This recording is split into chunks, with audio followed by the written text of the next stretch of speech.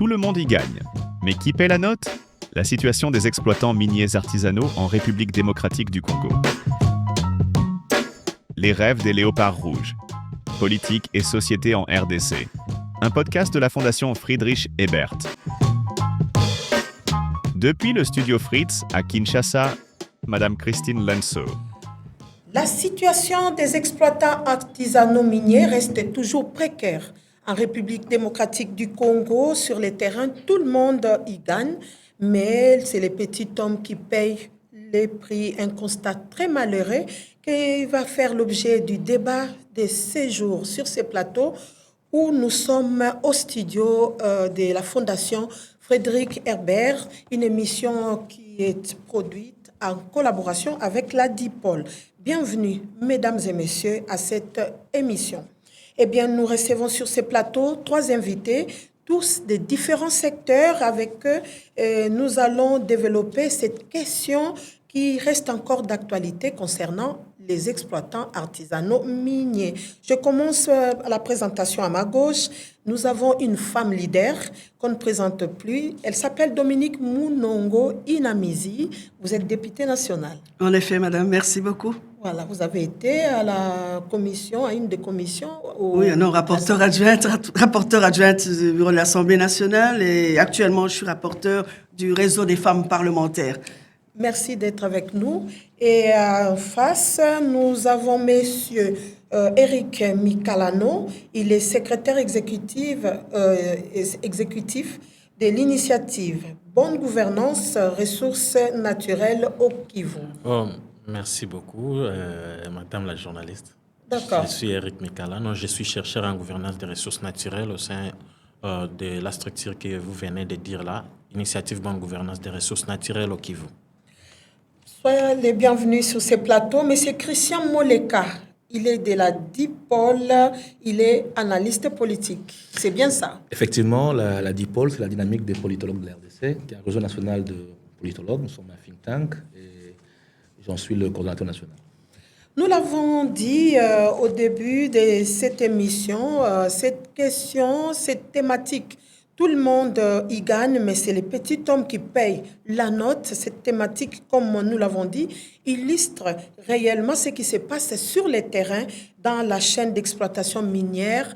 Il y a des intermédiaires qui gagnent, les acheteurs gagnent énormément et ils s'enregistrent, mais celui qui creuse, celui qui est vraiment l'exploitant, qui fait l'action réelle sur le terrain, reste toujours dans cette pauvreté extrême. Voilà ce qui nous tourmente. Madame la députée nationale, votre constat par rapport à ce travail que fait les creuseurs sur le terrain? Le constat est amer. Il est amer, mais aussi, je me pose beaucoup de questions parce que les responsabilités sont partagées. Partagé dans la mesure où je suis élu du territoire de Lubudi. Lubudi, c'est dans le Lualaba. Donc, je vis au quotidien ce qui se passe dans le secteur minier par rapport aux artisanaux qui sont là, qui sont peu ou pas bien encadrés. Et une certaine discipline aussi qui manque. Il me semble qu'il y a un problème aussi de discipline dans le chef de leur leader parce que les artisanaux sont censés être encadrés, sont dans les coopératives. Donc, la situation est triste, c'est vrai, très triste. Et je crois que c'est un travail en commun, on doit travailler ensemble, une synergie. Le gouvernement doit faire sa part. Il y a eux-mêmes, les artisanaux, qui doivent s'organiser, faire leur part. Il y a nous, les députés, qui devront aussi avoir des lois en faveur des artisanaux et en même temps en faveur des entreprises minières, parce que c'est eux d'abord les premiers partenaires. Ce sont les industries qui sont là, qui eux, ont payé l'argent et paient l'argent au quotidien au gouvernement. Et donc, on doit gérer tout cela. C'est le grand problème que nous constatons sur le terrain. Voilà. Le constat est amer. Que pensez-vous de ces constats faits sur les exploitants miniers sur le terrain? Comme l'a dit l'honorable Dominique, en fait, cette question, vraiment, c'est un problème au niveau du pays et qui est orchestré souvent par beaucoup d'influences, l'influence politique, l'influence des entreprises minières, parce que nous avons plusieurs situations. Et quand nous commençons par rapport à cette question, nous commençons d'abord par les services.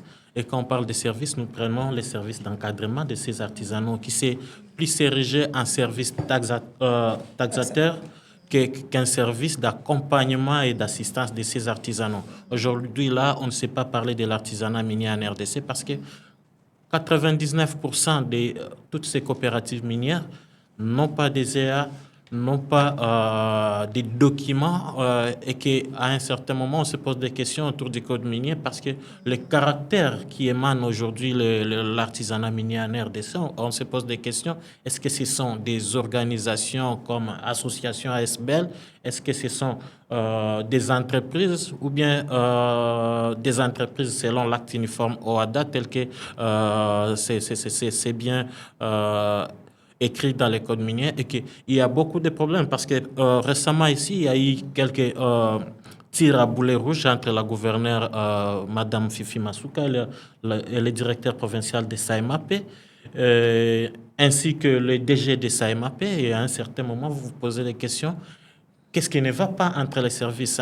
Il y a des coopératives qui sont là, ils travaillent seulement avec un papier détenu qu'ils ont pris au niveau des divisions, des mines au niveau provincial et ça pose problème. Il y a aussi cette pesanteur des acteurs politiques où vous avez entendu notamment le rapport de Ritas sur l'implication de quelques généraux au gradé de la République sur quelques sites, notamment les sites, je pense, des Boss Mining, des MCC.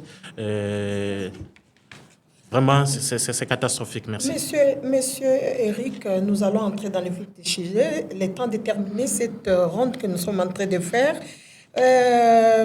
Notre troisième invité peut nous donner son constat sur cette situation persistante de précarité de ces exploitants artisanaux. On suppose aussi si l'État congolais a ouvert cette exploitation aux artisanaux, c'était aussi pour chercher à ce que leur situation s'améliore. Effectivement, Madame, je partage le constat fait par mes deux prédécesseurs. C'est que vous avez bien parlé de chaîne.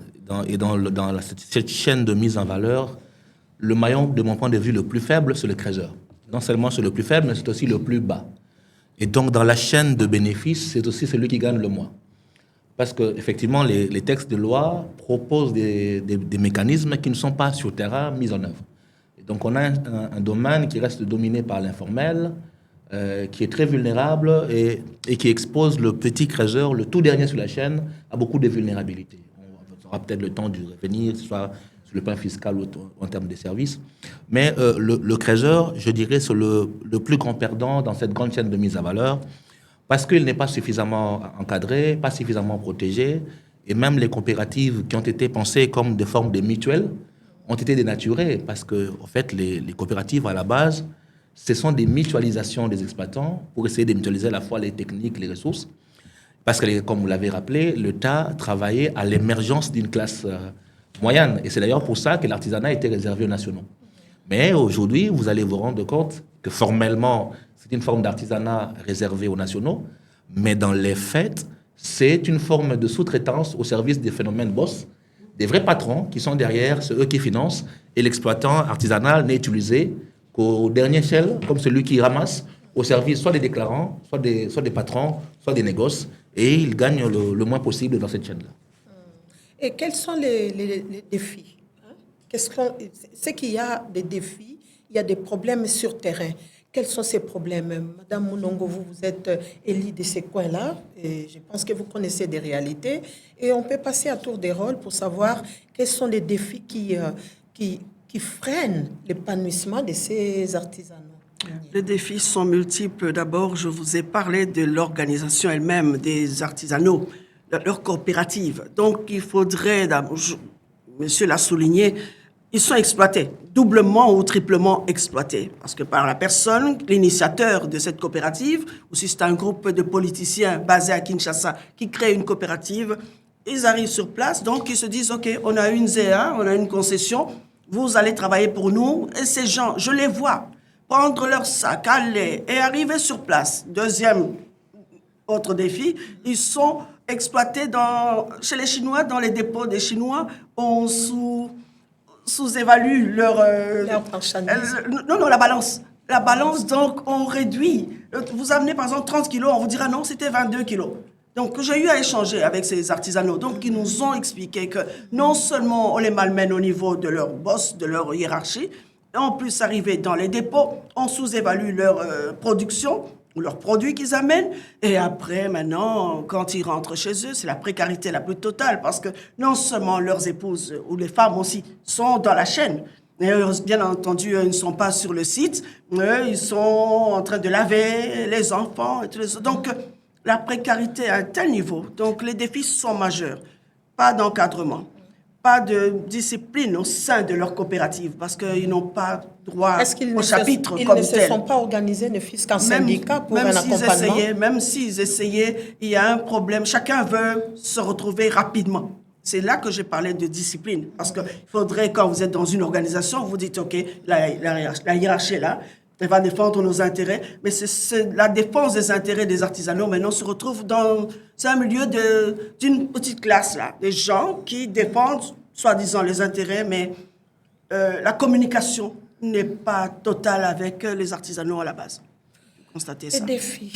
Comment faire pour surpasser ces défis et stabiliser la situation des créateurs, si on peut les appeler ici? Pour moi, ce qu'il faut faire, il y a beaucoup de problèmes, mais ici sur le plateau, je pense que je commencerai par la question de revoir encore une fois les codes miniers, parce qu'à un certain moment, on se pose des questions. Nous avons heureusement l'honorable ici, parce qu'ils sont censés amener nos gouvernants à respecter les lois. Mais aujourd'hui, là, la loi n'est pas respectée. À un certain moment, on se pose des questions. Est-ce qu'il faut déchirer d'abord les codes miniers ou bien on fait comment? Parce qu'aujourd'hui, là, nous avons la situation qu'il venait de peindre là. C'est la situation des honorables, des influents au niveau politique qui détiennent les coopératives minières. Et je prends l'exemple, par exemple, au Sud Kivu, où ça a pris une autre ampleur, où au niveau national, vous avez pris, par exemple, en 2019, il y a l'ancien ministre de l'Intérieur qui accompagnait une entreprise minière qui s'appelait Yellowstone, qui était des Chinois. Et à un certain moment, cette coopérative vient avec un ordre de mission du ministère de l'Intérieur et arrive à Kamituga, au niveau de Lugusha, commence à exploiter des minerais. Et à un certain moment, des différends s'étaient retrouvés entre la communauté et cette entreprise. C'est là qu'on va savoir, non? C'est au compte du monsieur le ministre de l'époque. Et après ça, il est là, il s'est dit venir dans l'artisanat, mais il y a des excavateurs sur terrain, des poquelins. Alors, on se pose des questions. Est-ce que c'est l'industrialisation pour qu'on rentre sur les questions de la RSC, ou bien est-ce que c'est l'artisanat? Mais en termes des défis, nous avons des défis organisationnels. À un certain moment, les artisanaux ne savent pas pour quelle fin on met en place les coopératives minières. Il y a la question des manques d'informations, parce que de cela, depuis 2018, les codes miniers a un problème de vulgarisation jusqu'à la base. Et ça a été parmi les grands problèmes. Nous avons la question de la politique qui est venue se heurter à la question de l'artisanat minier. Et cette politique-là, c'est quoi? Parce que certains Chinois quittent leur pays avec des billets dans des valises. Ils arrivent à Kinshasa, ils donnent des pots de vin à des ministres ici à Kinshasa. Je ne veux pas les citer. Et ils vont par exemple à Ouélé. Il y a un afflux de Chinois aujourd'hui et qui sont accompagnés malheureusement par des élus comme vous, honorables. Et qu'à un certain moment, on se pose des questions. Est-ce que vous êtes nos honorables? Est-ce que nous vous avons élus? Est-ce qu'il faut retirer nos voix? Mais quand même, ce qui est parce que c'est un grand problème. Et ces problèmes-là risquent de maintenir, de se maintenir, parce que jusqu'à présent, nous avons par exemple la question des Moulondo, avec des armes à feu qui ont été bâties au niveau autour des 4 80 artisanaux qui avaient perdu la vie. Rien n'est fait, aucun député ne pose des questions, aucune enquête n'a été menée. Il y a un rapport qui venait de sortir au niveau du ministère sur la question de l'artisanat qui n'est pas accessible aux gens. Alors on se pose, pourquoi tout cela? Est-ce que c'est pour chercher à faire des commissions budgétivores pour les trésors publics ou bien chercher à améliorer la situation de ces artisanaux? Parce qu'à un certain moment, il y a même au niveau provincial, nous prenons par exemple le site Kivu, où 5% doit être payé pour la question de réhabilitation. 5% de production doit être payé pour la réhabilitation de l'environnement. Et c'est des gens qui en prennent et mettent dans les poches. Vous touchez déjà un autre point de l'environnement. On va arriver. Il y a aussi, parmi les défis, les enfants sur ces différents sites. C'est tout un problème parce qu'ils sont censés aller à l'école. En dehors de ça, on parle aussi de la dépravation des mœurs. Je vais revenir sur votre question, mais il y a d'autres défis que j'aimerais également rencontrer. L'un des défis, c'est la viabilité des zones d'exploitation artisanale. Parce que quand vous avez des zones informelles, parfois non préparées, vous avez des cas d'éboulement. On l'a vu par exemple à Roubaïa, avec des pertes de vies humaines, parce que les artisanaux sont sur des sites qui ne sont pas aménagés. Et donc il y a un vrai défi de viabilité. Ensuite, Michael est revenu sur, Eric est revenu sur la viabilité des coopératives. Mais au-delà de cela, il y a le fait qu'aujourd'hui, c'est très difficile de saisir les effectifs des artisans, alors qu'il y a une taxe qui est payée à titre individuel pour identifier qui sont les artisans et où ils travaillent. Il y a un autre défi que peut-être qu'il faut rappeler, c'est le financement. C'est que le secteur est tellement précaire qu'ils n'ont pas accès au financement et donc ne peuvent pas, au niveau le plus bas, s'équiper pour pouvoir travailler. Alors que le règlement minier a évoqué le fonds de promotion de la petite mine, qui aurait pu servir également à financer l'artisanat. Peut-être sur la même chaîne, on peut ajouter à nouveau, au niveau des négoces. Vous avez des créateurs qui, dans la chaîne, doivent vendre au niveau des négoces. Et comme les négoces ne sont pas encore organisés de manière régulière, c'est des formes de dépôts où les artisans sont soumis à l'arbitrage de ceux qui achètent au niveau des dépôts, parfois à des prix minorés, avec des balances truquées. Et en fin de compte, ils ne gagnent rien. On va revenir après sur votre question sur les enfants et la femme. C'est que vous êtes généralement en milieu rural ou parfois dans des zones où il y a très peu de création d'emplois et les jeunes pensent trouver de l'emploi dans ces formes de métiers informels. C'est des formes de survie économique également pour des populations locales. Et donc malheureusement, à défaut d'encadrement, vous avez des enfants qui vont, soit comme créateurs, soit comme trotteurs à côté, essayer de gratter quelques minéraux pour essayer de répondre aux besoins des familles.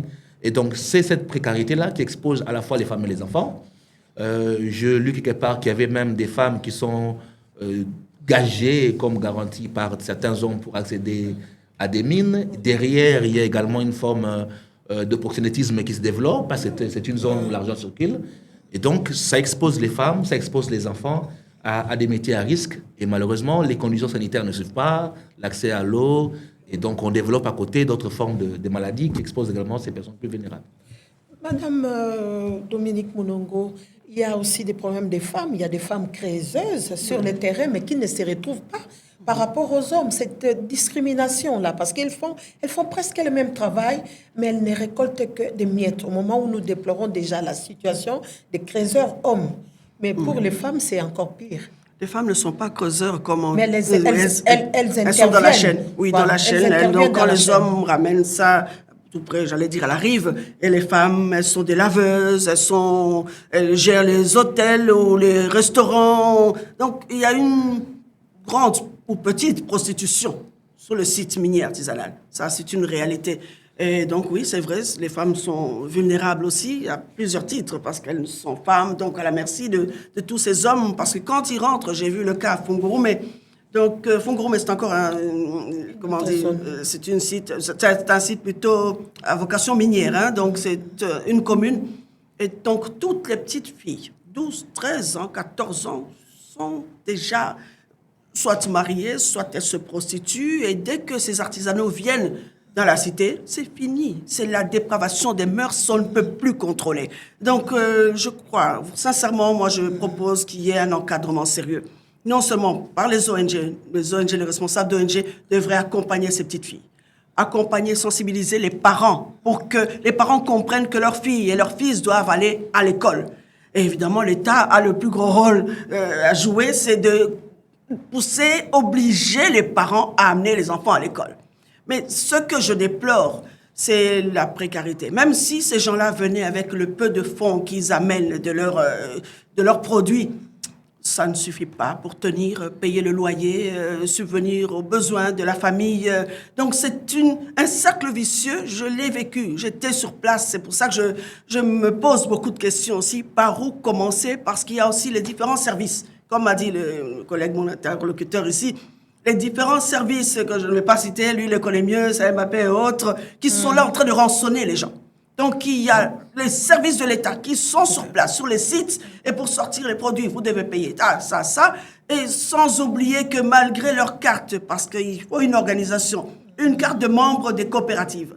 Et si au moins les chefs des coopératives pouvaient mieux les encadrer, je vous répète, je crois que ça pouvait aller, mais ils n'arrivent pas. Non seulement il y a l'indiscipline dans le chef des artisanaux, mais maintenant aussi l'esprit de magouille dans le chef de responsable des coopératives. Tout à l'heure, au début, vous avez quelque part dit qu'il y avait les problèmes de code minier révisé qui semblent être pas vraiment vulgarisés.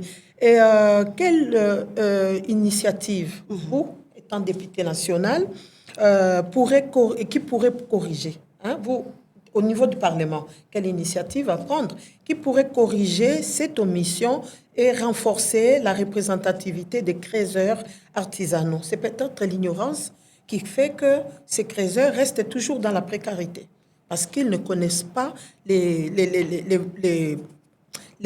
droits, leurs droits contenus dans ces codes-là. Effectivement, ils ne connaissent pas. Certains ignorent, mais la vulgarisation d'abord de ces codes miniers, on devrait, les ONG, mes collègues ici en face, devraient descendre davantage, aller dans chaque coin, vulgariser. Mais il y a plus d'enjeux que ce que vous êtes en train de dire, parce qu'il y a les intérêts des industriels. Eux, ils vont se dire, mais enfin, qu'on revoie ce code minier, nous, on a payé. Je vous ai parlé au départ qu'eux, ils ont les obligations qu'ils payent à l'État congolais.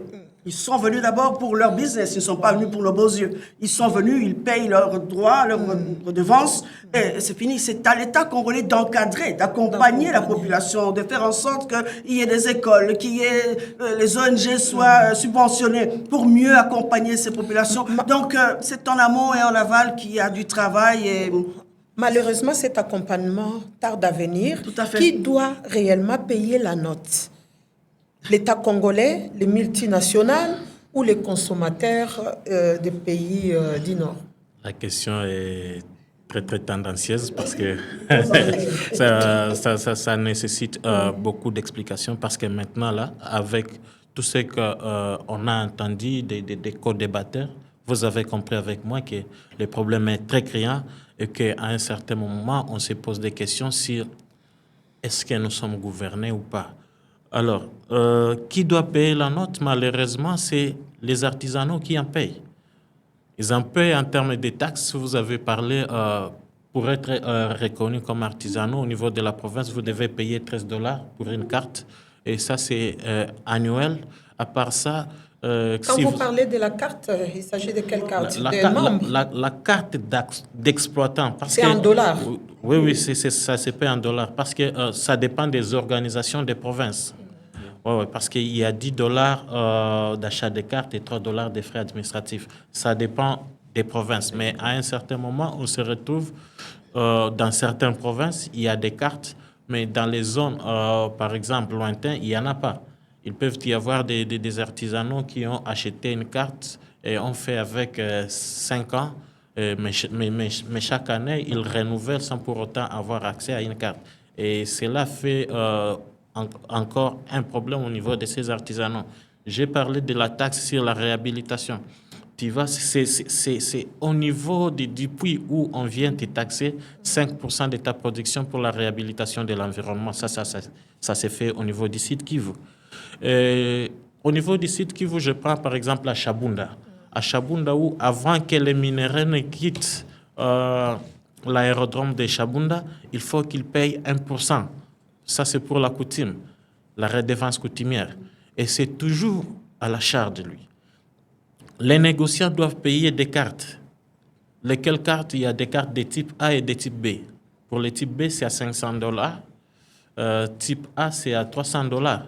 Et tout cet argent, rien ne se passe. Il y a encore 5% de production qui se paie au niveau de SAEMAP, qu'on appelle... ça va me revenir. Ouais. Et ces frais sont payés en termes d'assistance. Mais les événements malheureux qui ont survenu, j'ai parlé des Gassasa au niveau de Nord Kivu, au niveau des Rubaya, j'ai parlé des Moulondo et autres. Il n'y a pas d'assistance, ça se voit. Est-ce qu'on peut parler aujourd'hui qu'il y a l'artisanat à Kolwezi? Il n'y en a pas. Au Katanga, il n'y a aucun site appartenant aux artisanaux. Dans l'ensemble des sites, ce sont des sites appartenant aux entreprises minières. Et le cas exprès, j'étais en train de le dire, c'est le cas de Boss Mining, où Boss Mining, pour échapper aux responsabilités sociétales des entreprises, fait exploiter dans son permis d'exploitation les artisanaux au niveau de Katanga. Et que faire pour impliquer davantage les communautés locales? Pour question de transparence quand même. Et bon. Oui, vous continuez comme ça, je vois. Bon, avant d'aller au niveau des communautés, je voulais revenir sur la question d'enfants et de femmes que vous avez parlé.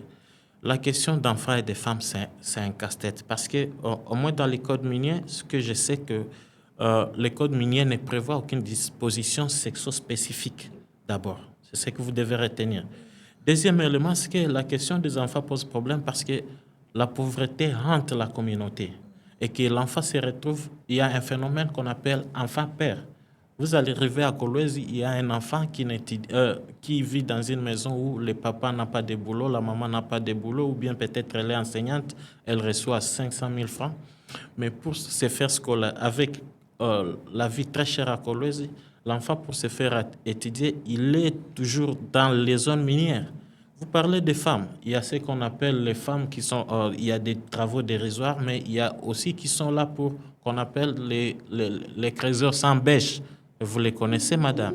Et que c'est l'ensemble de tout cela, c'est parce que la zone affectée par l'exploitation minière se retrouve très, très pauvre, différente que la zone dans laquelle on amène les minerais. Merci.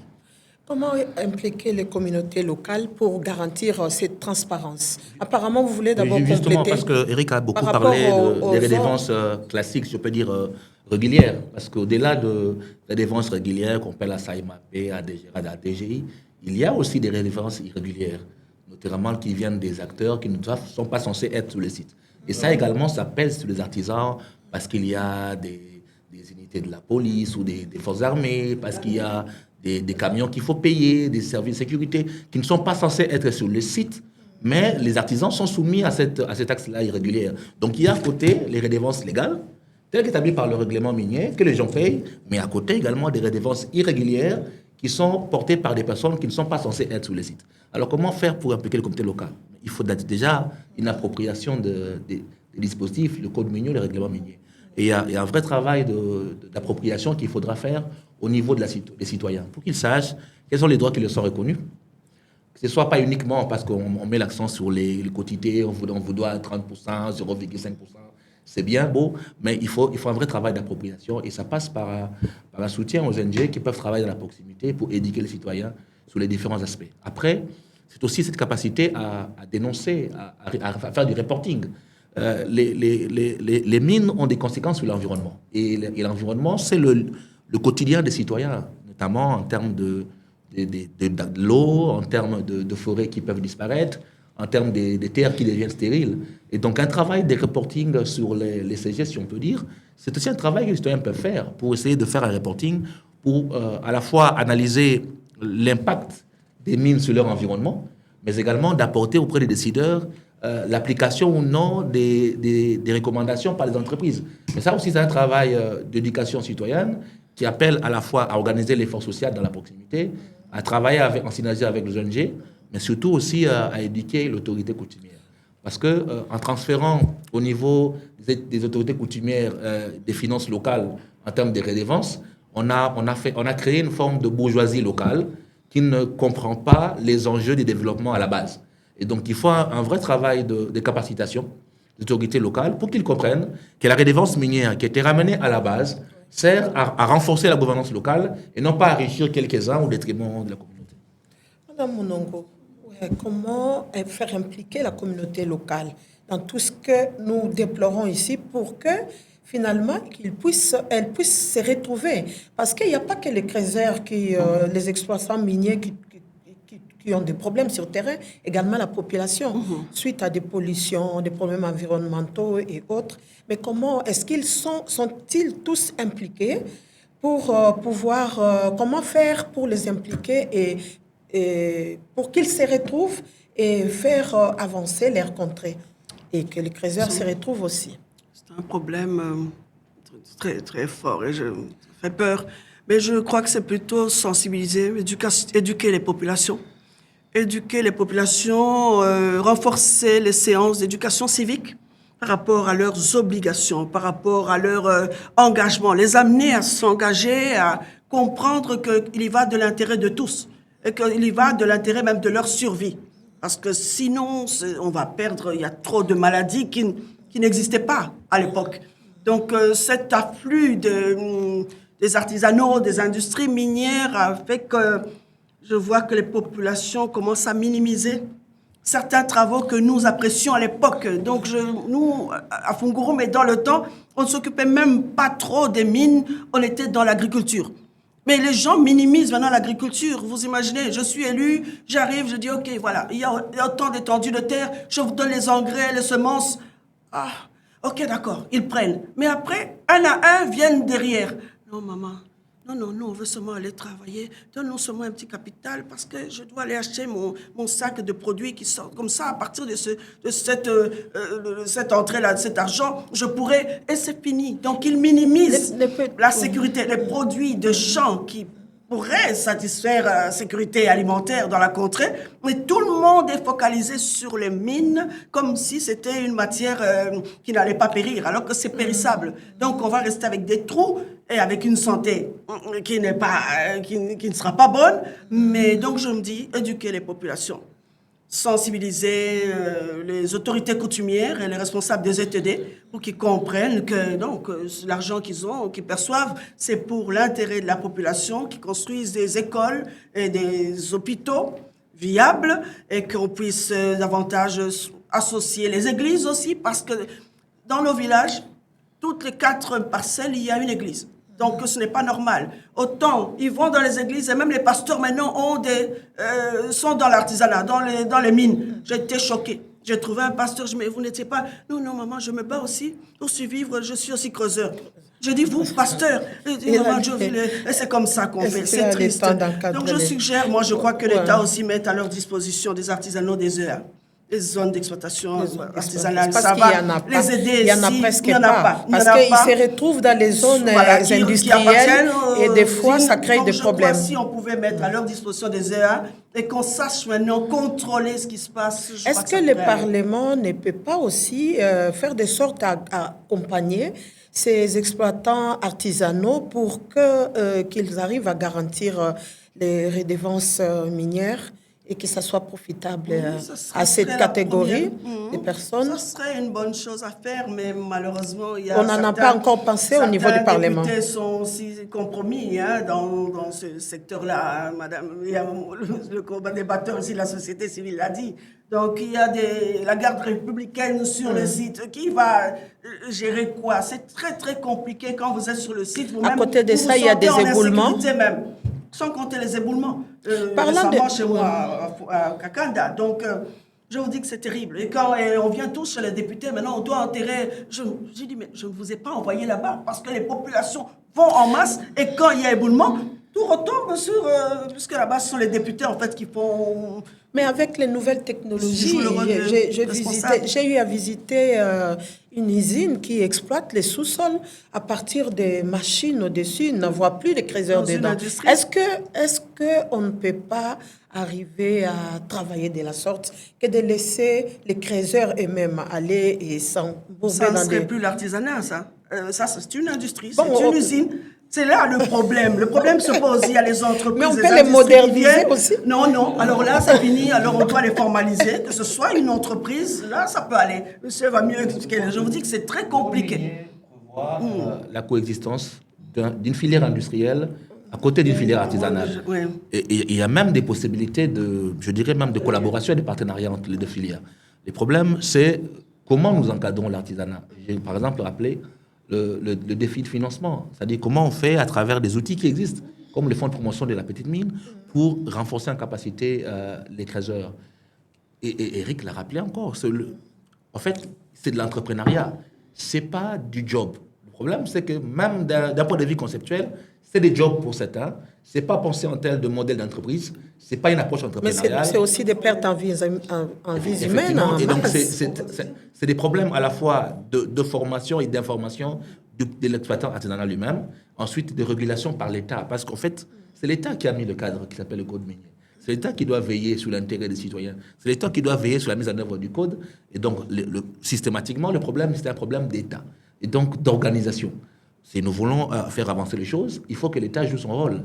Et c'est le rôle le plus important, à savoir veiller à la bonne application des règlements et du code minier, veiller au respect des taxes et des redevances à payer, veiller à l'encadrement et l'identification des coopératives, à la viabilisation des EA, à la mise en place d'une chaîne des intervenants qui soit fluide et qui permettent de protéger les petits artisanats, et puis pourquoi pas à définir ce genre de partenariat. Il y a des zones d'ailleurs où la filière industrielle n'existe pas, où seul l'artisanat se déploie. Quand on parle de Roubaïa, ce n'est pas attenant à une zone industrielle. C'est vraiment un modèle essentiellement artisanal qui finit vers des dépôts que personne ne contrôle. Donc il y a un vrai problème de transparence, il y a un vrai problème de chaîne des valeurs à redéfinir. Et il ne suffit pas de faire voter le code. Il faut travailler à sa mise en œuvre. Et les grands défis que nous avons au pays, c'est la mise en œuvre des instruments que nous votons. Nous avons des très beaux textes, mais pour mettre en œuvre... Mais qu'est-ce qui freine, qu'est-ce qui bloque cette mise en œuvre? Il n'y a pas de suivi de la part de la société civile, de vous-même, acteurs sur terrain. Oh. Moi, je pense que c'est d'abord la vision de l'État derrière. Si le code est un outil qui permet simplement de capter les ressources extérieures qui viennent par des grands patrons parce qu'il y a des grandes boîtes derrière, eh bien, cette logique-là ne permet pas de construire un développement auto-centré. Il faut que le code soit un outil, non pas uniquement à capter les ressources que portent les grands projets multinationaux, mais qu'il soit un outil au service d'un développement qui part à la base. Et je crois que c'est là qui se pose problème. C'est que nous faisons parfois un code qui répond essentiellement à des pressions ou à des attentes des grandes multinationales et qui ne vise pas à répondre aux besoins internes. Et donc, tant que notre logique de gouvernance répond à l'extranéité plutôt qu'à une dynamique interne et locale, eh bien, notre gouvernance restera dépendante des chaînes d'approvisionnement internationales plutôt que des préoccupations des citoyens. Il faut inverser la roue, avoir une gouvernance d'État qui se construit d'abord sur la priorité et les besoins des citoyens locaux, avant de s'asseoir sur la volonté et les besoins des multinationales et de l'approvisionnement mondial. Monsieur Eric, voyez-vous des exemples de gouvernance participative réussie dans certaines zones du Kivu qui pourraient inspirer une réforme nationale? Parce que tout à l'heure, vous citez tout le temps du côté Katanga et autres. Bon, est-ce qu'il y a certaines réalisations réussies du côté de là où vous opérez qui pourraient inspirer aussi? Vraiment, il n'y a pas parce que au moins le site Kivu a eu la chance d'avoir beaucoup de réformes qui pourraient en fait, aider les pays à développer l'artisanat. Parce que je me rappelle, en 2010, après la suspension des activités minières par le président Kabila, avec l'avènement de la loi Dodd-Frank, il y a certaines initiatives qui sont venues sur la traçabilité. Il y a des manuels sur la certification régionale qui étaient mis en place. Et l'ensemble de tous ces éléments, malheureusement, pour nous, n'ont pas servi parce que l'ensemble des chaînes d'approvisionnement des minéraux au niveau du Kivu ont des problèmes et ont eu des problèmes jusqu'à présent. Tous ceux qui exploitaient au niveau du Kivu ont pensé qu'ils pouvaient faciliter, mais malheureusement, non. Vous vous rappelez qu'il n'y a pas quelques années, jusqu'à 2021, le site Kivu sur la filière aurifère seulement, n'arrivaient pas à atteindre 50 kilos d'or. Mais aujourd'hui, avec DRC Gold, Primera Gold qui s'est transformé en DRC Gold, malgré tous les éléments compromettants sur son état d'être, qui est arrivé quand même à capter plusieurs tonnes d'or jusqu'à présent. Aujourd'hui, ils ont déjà une raffinerie, mais au niveau du site Kivu, il y avait déjà une raffinerie. Congo, DRC. Mais c'est une belle expérience que vous pouvez transférer ailleurs. Effectivement, vous n'avez pas encore passé au niveau de votre structure. Vous préférez rester... Non, c'est une bonne expérience, mais malheureusement, la pesanteur politique a pesé sur ça. Parce que je vous parle... Qu'est-ce que vous entendez par cette pesanteur? La pesanteur, là, c'est dire quand la politique s'immisce dans les activités minières, ou bien quand la politique trouve que les activités minières payent le plus que la politique. À un certain moment, il y a des élus, il y a des proches de la présidence qui sont même arrivés au site Kivu. Ils arrivent, ils créent des faux coopératives, ils vont dans des sites appartenant à... je prends Kamituga Mining, ils exploitent là et ils rentrent sans être agacés. Et là, c'est seulement des ordres qui sont donnés soit au gouverneur, soit au ministre provincial des mines. On les demande, non, vous faites ça, ça, ça et ça. Il y a des Chinois qui ont été arrêtés. Parce que si on parle de l'exploitation minière illégale, je pense que c'est un mot appartenant au site Kivu.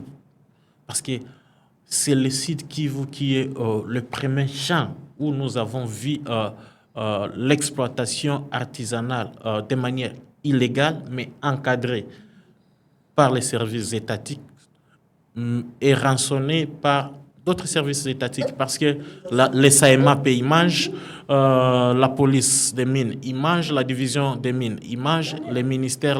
Donc, il y a une très grande chaîne des autorités politico-administratives qui contribuent à l'existence de cette exploitation. Où, à un certain moment, on s'est dit au niveau de la société civile, c'est un échec pour nous avec l'ensemble, parce que nous avons quelques innovations que nous avons menées aussi, avec ce qu'on appelle CPS, comité des suivis des activités minières, où avant l'avènement du code minier, il y avait ce qu'on appelait Basket Fund, où pour les questions de développement des milieux impactés par les activités minières, il fallait que les artisanaux ou bien les personnes qui exercent les activités minières payent une quotité pour la réhabilitation, soit des routes, soit des infrastructures au niveau de la base. Mais après la révision du code minier, tout cela n'existe pas. D'ailleurs, on se pose des questions. Est-ce que c'est le code minier qui est venu tuer maintenant le secteur? Parce qu'à un certain moment, tout le monde croit en savoir, tout le monde croit être connaisseur en tout, ça pose problème. Même des politiques. Nous comprenons qu'il y a un problème, le problème du code minier et de sa vulgarisation se pose. Est-ce que malgré tout ce que nous disons, nous risquons de maintenir toujours, de voir les artisanaux là être maintenus dans ces conditions de précarité? Y a-t-il des mécanismes à mettre pour pouvoir, même à proposer, qui seront capables de les sortir dans tout ce que nous disons ici et qui seront capables de mettre fin, quand même, de trouver une solution à tous ces petits soucis dénoncés, la présence, je ne sais pas moi, des militaires, la présence des honorables qui accompagnent...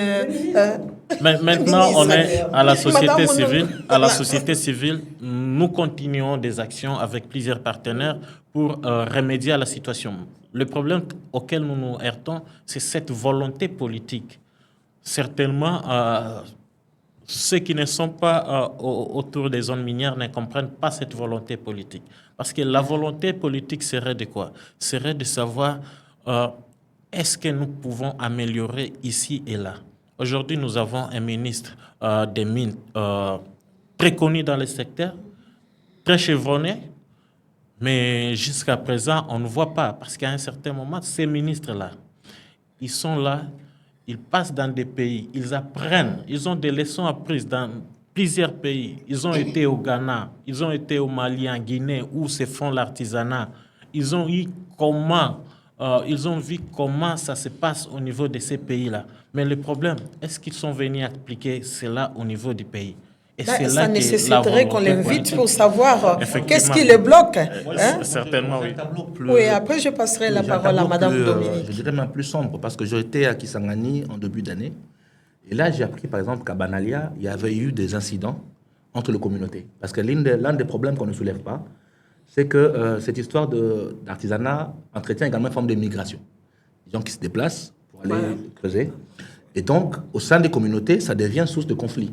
Entre des Et communautés la qui vie bougent, devient chère aussi. oui, entre des communautés qui bougent, qui viennent creuser là où les autochtones trouvent que c'est leur terre.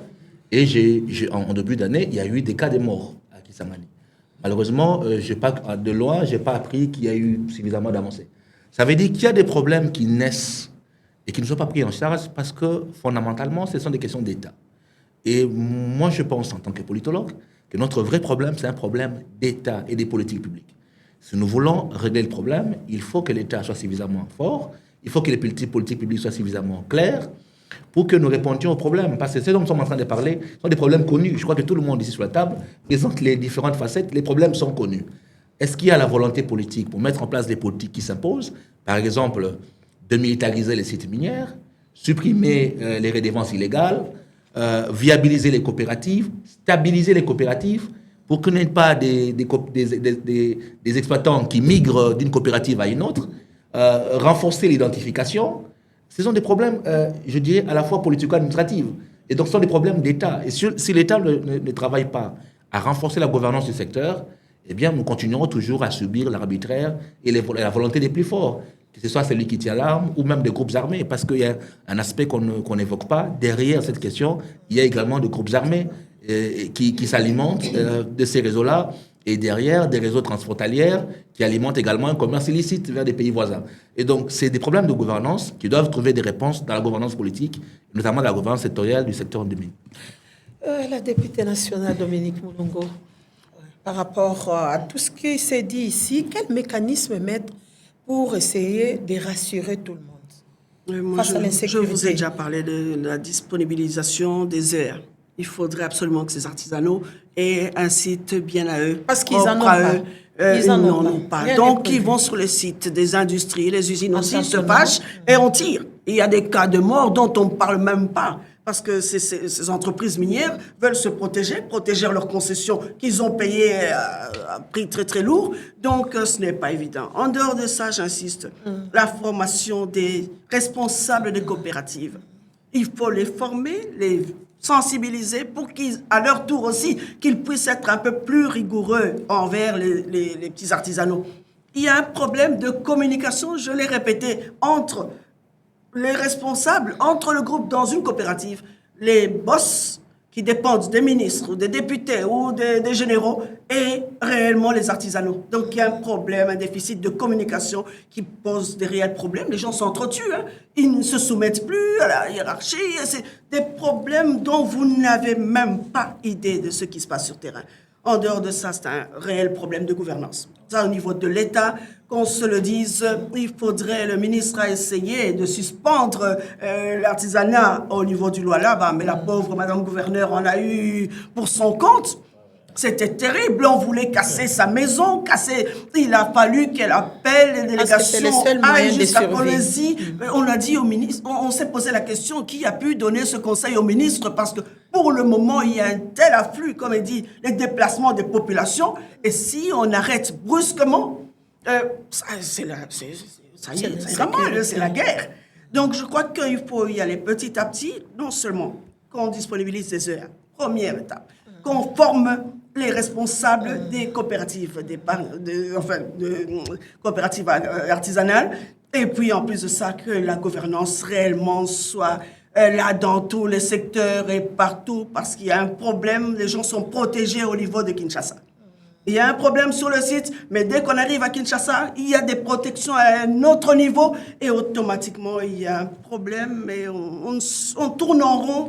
Et ça fait très très mal quand vous êtes sur terrain. Parce qu'on tourne en rond et ça ne va pas. C'est révoltant même. Je vois que M.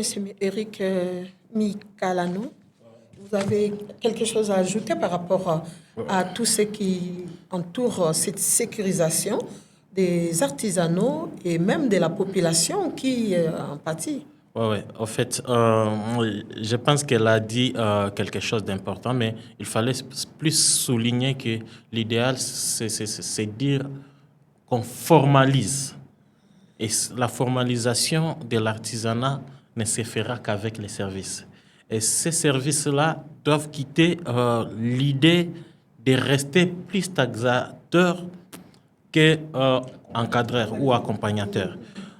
Et que là, les plus grandes recommandations, c'est amener ces services à encadrer d'abord ces artisanats, à les orienter vers la création des vraies et des bonnes coopératives, car je vous ai dit, au Katanga et au Lualaba, il n'y a aucune coopérative. Des noms, ce sont des coopératives.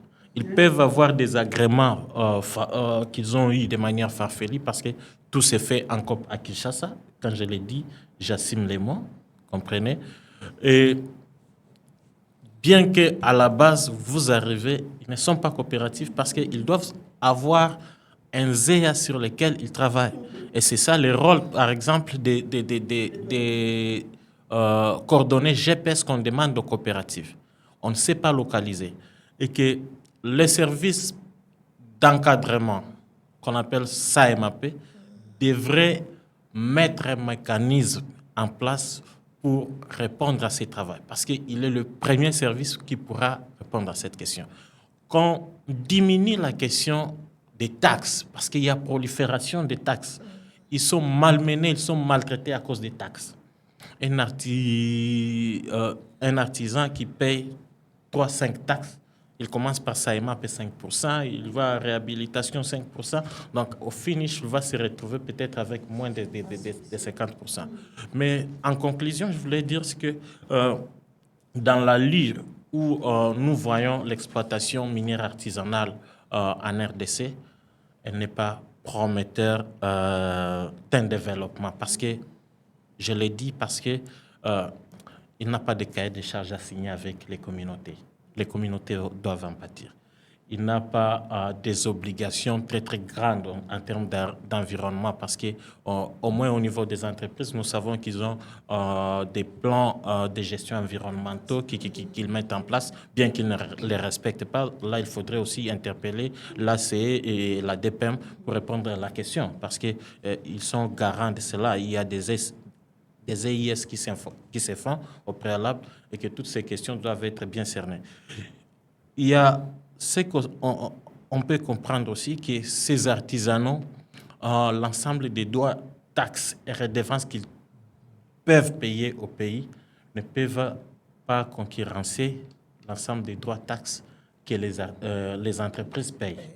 C'est pour cela que les législateurs voudraient que l'artisanat migre vers la petite mine, que ça soit progressif. Qu'on arrive d'abord, on commence par l'exploitation artisanale où vous pouvez aller jusqu'à 30 mètres selon les codes miniers parce qu'aujourd'hui, là, à Kakanda, il y a ceux qui sont en plus de 40 mètres à 100 mètres à un certain moment et ce sont des tunnels. Et c'est un problème. Qu'on arrive à bien spécifier où est-ce qu'on peut faire cet artisanat, on le fait avec qui, est-ce qu'il est capable de migrer? Parce que c'est cette migration qui va promettre le développement des communautés impactées. Mais enfin, il y a la question aussi aux artisanaux, la question d'éducation financière. Parce qu'aujourd'hui, il y a Océan Tambwe qui est connu par tout le monde. Ce n'est pas seulement lui. En 2012-2013, il y avait M. Kiabinya de Kamituga qui était venu avec un bidon de 5 litres d'or, juste pour voir le président Kabila à l'époque. C'est un témoignage que j'ai, et c'est quelqu'un que je connais. On a été ensemble. À un certain moment, je suis passé par Kamituga, je trouve qu'il ne reflète pas l'image de ces 5 litres qu'il avait donné au président à l'époque. Et que c'est un problème. Il faut que l'État mette des mécanismes d'accompagner ces artisanaux aussi sur la gestion de leurs fonds. Parce qu'à un certain moment, tel qu'ils souffrent en cherchant ces minéraux, ils veulent en finir tout de suite parce qu'ils savent que bon, après il y a ici, les lots. Donc demain, il va encore je vais encore trouver. Donc, voilà, c'est des soucis pareils qui font de sorte que l'exploitant artisanal n'émerge pas. Est-ce possible, cette migration dont M. Eric venait de parler, est-ce possible dans ces secteurs-là qu'il y ait cette migration? Et est-ce possible d'asseoir des bases solides pour pouvoir maintenir les artisanaux du secteur minier à l'aise? Mais c'est possible. Vous, en tant que politologue. J'estime que c'est possible parce que, comme je le dis, les outils existent. J'ai par exemple parlé de fonds de promotion de la petite mine qui existent.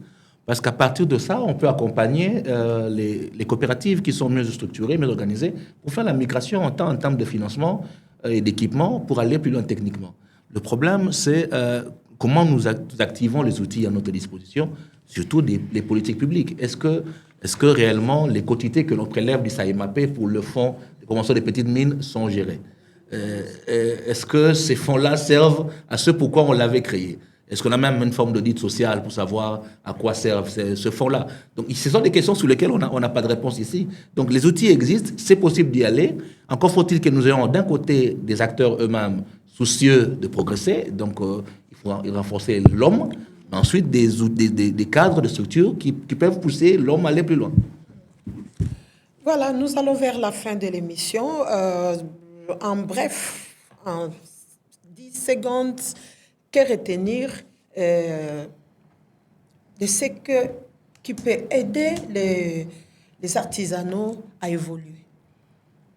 La volonté eux-mêmes, d'abord, de leur chef. Il faudrait qu'ils acceptent qu'ils peuvent s'organiser, mieux s'organiser, se discipliner, chercher à apprendre la gestion financière. Il faudrait qu'eux-mêmes le désirent, parce que beaucoup vivent au jour le jour. Et c'est comme ça une certaine indiscipline que vraiment nous devons les accompagner. On ne se lasse pas de sensibiliser, de leur parler qu'ils doivent s'organiser et formaliser leurs documents et leur organisation. C'est tout un processus, je le sais, mais il y a un problème de gouvernance aussi dans le chef de nous, autorités au niveau de Kinshasa. On laisse faire beaucoup de choses. Monsieur Eric. Merci beaucoup. Je pense qu'aujourd'hui, là, à l'heure de la transition énergétique et enjeux autour des changements climatiques, c'est question de repenser les fonctionnements ou bien la gouvernance de l'artisanat minier en RDC. Parce qu'aujourd'hui, l'exploitation minière est au cœur de plusieurs éléments. Ce n'est pas seulement les droits des communautés ou bien les questions des taxes pour les pays, mais l'enjeu aujourd'hui, c'est vers la transition énergétique. Ce n'est pas seulement les bijoux, et que nous devons réfléchir et repenser, mettre en place un système qui pourra amener ces artisanaux faire face aux enjeux liés au changement climatique aujourd'hui. Pas seulement au changement climatique, au développement de leur communauté et à leur développement. L'ensemble des débats a été donné par l'ensemble de tout le monde. Il faut amener l'État vers sa responsabilité. Et cette responsabilité ne sera pas amenée seulement par nous, la société civile. Heureusement que nous avons l'honorable avec nous. Je pense qu'au sortir de cette émission, il pourra déjà développer quelque chose qu'il pourra amener aux gouvernants parce que ce sont eux qui sont très, très proches, bien que la société civile viendra en appui. Vraiment, je féliciterai ou bien je me rendrai même disponible pour vous accompagner et dire non, il y a des initiatives que vous voulez faire. Non, je peux le faire avec la société civile, je suis disponible, nous sommes disponibles, nous pouvons vous chercher les acteurs qui vont vous aider à le faire. Merci bien. Monsieur Christian Moleka. Ouais, moi, je dirais un peu comme toutes les autres, la filière artisanale, ce n'est qu'une filière de la gouvernance minière. Et donc, le vrai problème, c'est notre gouvernance du secteur minier et de la vision stratégique qu'a l'État. Parce qu'on ne l'a peut-être pas rappelé assez, les minéraux finissent toujours. Et le développement, il n'est développement que s'il a une dimension durable. Et si on ne prend pas en compte cette dimension durable, si on n'a pas le regard long de savoir que les minéraux renouvelables ne sont pas à l'échelle humaine, hein, c'est-à-dire que Nous, à un moment donné, nous allons laisser à la génération future des sols qui seront stériles, un écosystème qui sera peu pollué, peu disponible pour une vie bien commode. Et cette dimension-là du regard long, on ne l'a pas. Tout le monde est pratiquement enfermé dans l'instant présent, qui se résume à une forme de captation. Chacun à son niveau tente de capter le plus possible des dividendes. Et malheureusement, nous avons construit un appareil de captation. L'État capte ce qu'il veut, les ETD captent ce qu'ils veulent, les citoyens captent ce qu'ils veulent, et personne n'a la projection pour voir au-delà de la captation ce que l'on construit en termes de modèles de gouvernance et pour les générations futures. Il nous faut repenser cette gouvernance, sortir de l'instantanéité et nous projeter sur les capacités à gouverner en ayant un regard prospectif qui construit alors une dynamique citoyen, entreprise, État pour un développement durable. Voilà, je pense que nous avons terminé la ronde de ces débats. Je retiens quelques recommandations sorties de ces débats. On devait amener l'État vers ses responsabilités. Il y a la volonté politique. Il faudrait viabiliser les coopératives où opèrent les exploitants artisanaux miniers, renforcer l'administration et puis qu'on leur disponibilise des aires pour leur travail. Voilà les quelques recommandations que nous pouvons retenir. Les débats étaient très houleux. J'ose croire que chacun de nous a pu tirer une bonne réflexion ou des réponses propices à toutes ces questions que nous nous posons sur les exploitants artisanaux miniers. C'est juste une question que leur travail puisse se faire dans de bonnes conditions et qu'ils quittent cette étape de la pauvreté extrême pour vivre décemment. Voilà, je remercie nos invités qui étaient sur ce plateau. Nous avons reçu Madame la députée nationale Dominique Munongo Inamizi, qui a été avec nous, Monsieur Christian Moleka, qui est de la DIPOL, il est politologue, et puis Monsieur Eric Micalano, secrétaire exécutif de l'initiative Bonne Gouvernance des ressources naturelles. Grand merci à la Fondation Frédéric Herbert qui nous a reçus sur ces plateaux, qui nous a offert ces plateaux pour animer ces débats. Nous remercions sincèrement tous nos téléspectateurs pour l'attention que vous allez accorder à cette émission. Merci encore une fois et portez-vous bien. Les rêves des léopards rouges. Politique et société en RDC. Un podcast de la Fondation Friedrich Ebert. Production, John Macassi. Régie, Constantin Grund.